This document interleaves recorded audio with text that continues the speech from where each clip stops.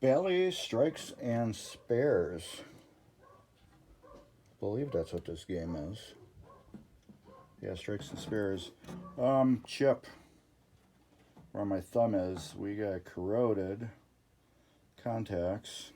That's one of the issues. I will put that back in there. Even though this board is junk, I'm still just going to throw it back in there. We got corrosion down in this area. There's a couple cold solder joints in this area. The board's been upgraded at one time. I can see that by looking at the back here.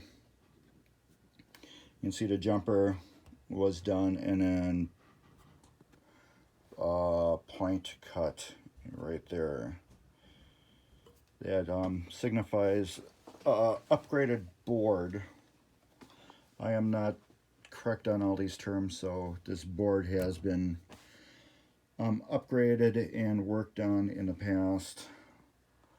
We got some dodgy soldering where they didn't clean it off all the way. We got a little corrosion there. But you can see this board was really heavily corroded at one time.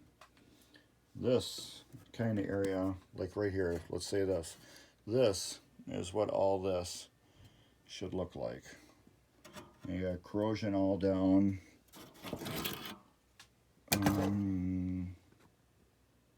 Yeah, you can still see some of the corrosion that they didn't get off fully.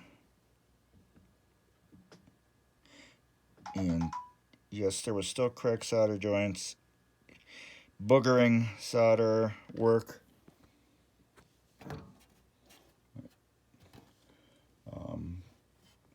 All in here. The board did work on and off. It was developing more and more problems at the end. What I blame mostly is probably corrosion on this chip. And then there's still corrosion that's still creeping on the board. There's some on here and then some a little bit in this area here. And some of these need to be pulled off, solder taken out, and new solder being put in because there are some cold solder joints in this area. I think that was due to the corrosion and repairing at one time.